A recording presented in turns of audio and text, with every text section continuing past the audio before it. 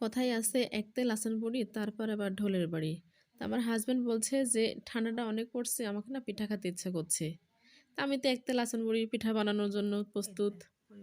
তো কি পিঠা বানাবো ভাবলাম, বাসায় তো চাউলের গুঁড়া আছে, চিনি আছে, দুধ আছে, নারকেল আছে। আমি পাটিসাপটাটা বানাই ফেলি। পাটিসাপটা দুধে ভেজানো পাটিসাপটা খেতে তো অনেক মজা লাগে, আমি বানাই ফেললাম। তা আমি কি কি দিয়ে বানাচ্ছি সেটা আপনাদের দেখাবো। প্রথমে নিয়ে নিলাম পানি। পানিটা আমি যে হালুয়াটা বানাবো সেই হালুয়াটা বানানোর জন্য পানিটা নিয়ে নিছি। আমি তারপর দিয়ে দিলাম আটা। এবার দিয়ে দিলাম চিনি। আমি তারপর দিয়ে দেবো নারকেল, তেজপাতা, দারচিনি, এলাচ সবগুলো দিয়ে আমি ভালোভাবে ব্যাটারটা মাখিয়ে নেব। মানে হালুয়ার ব্যাটারটা আপনি আগে মাখিয়ে নেওয়া লাগে, নাহলে চুলাপুর গরম দিলে আপনি হালুয়ার যে ব্যাটারটা থাকবে সেটা দলা পেকে যাবে, তাই আগে নিচে মাখিয়ে নেওয়া লাগে। তারপর আমি চুলায় বসিয়ে দিলাম। এবার আমি ভালোভাবে নেড়েচেড়ে নেব।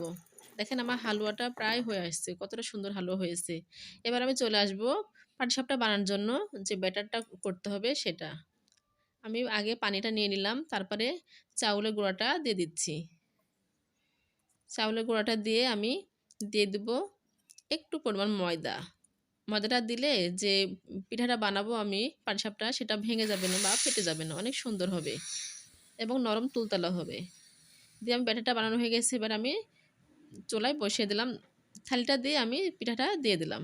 পিঠাটা আমার হয়ে আসছে, এবার দিয়ে দিলাম আমি হালুয়াটা। মাঝখানে হালুয়াটা দিয়ে আমি সুন্দরভাবে পিঠাটা জড়ে নেব।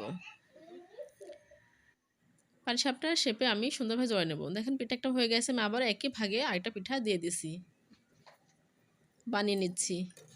একই নিয়মে আমি আবারও পিঠাটা সুন্দরভাবে জড়ে দেবো। এখন অনেকগুলো পিঠা বানানো হয়ে গেছে।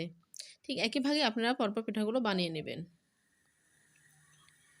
এবার আমি যে পিঠাটা ভেজাবো দুধ দিয়ে, সেটার জন্য আমি শিরা তৈরি করতে চলে আসলাম। শিরাতে আমি দুধ চিনি দিয়ে শিরাটা তৈরি করে নিচ্ছি। এবার আমি পিঠাটা ভিজাবো।